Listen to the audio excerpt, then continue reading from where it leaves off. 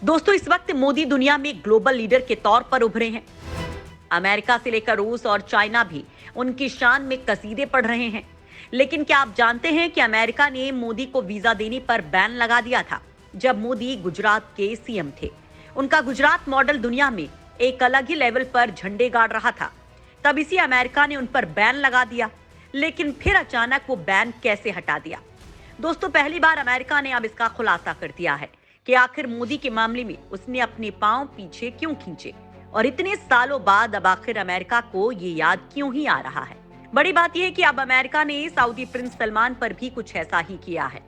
तो आखिर पहले भारत और अब सऊदी अरब पर अमेरिका के रुख में बदलाव क्यों आया है? क्या है इसके पीछे की असली कहानी, जो आपको जानना जरूर चाहिए।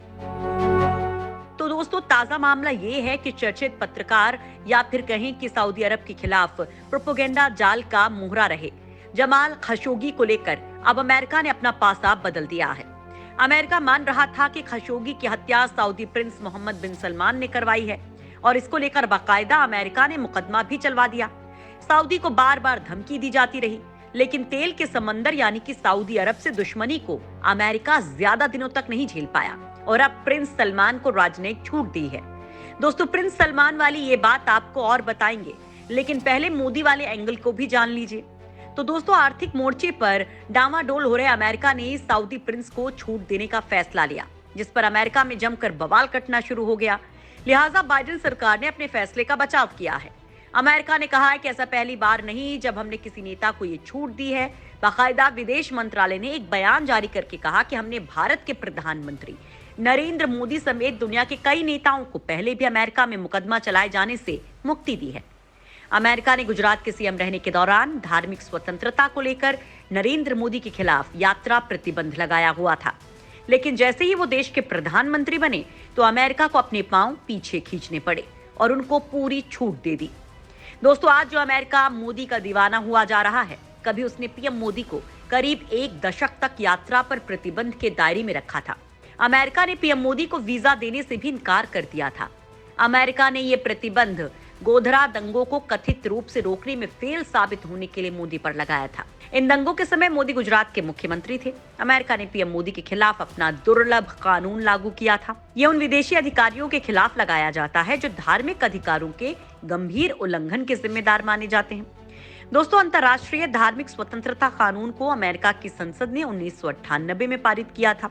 वॉल स्ट्रीट जर्नल की रिपोर्ट के मुताबिक पीएम मोदी पहले ऐसे विदेशी नेता थे जिनके खिलाफ ये अमेरिकी कानून लागू हुआ था और उन्हें वीजा देने से रोक दिया गया था।